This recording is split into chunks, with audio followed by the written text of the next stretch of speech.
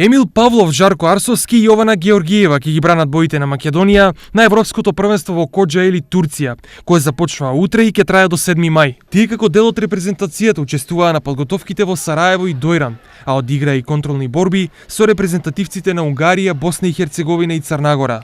Поранешниот европски првак и носител на бронзен медал од европските првенства Емил Павлов ја потенцираше подготвеноста и нагласи дека верува во успехи на европското првенство во Турција. Македонската репрезентација брои 14 надпреварувачи во борби, меѓу кои ќе настапат и Штипјани, а во катике не представуваат Поликсенија Јовановска и Фери Исик. Карате репрезентацијата доби целосна поддршка од Агенцијата за млади и спорт, која обезбеди 2,3 милиони денари за репрезентацијата, од кои 300.000 денари се обезбедени за настапот на Европското првенство. На Европскиот шампионат во Коџаели, македонските репрезентативци ќе настапат во конкуренција на преку 400 надпреварувачи од 44 земји.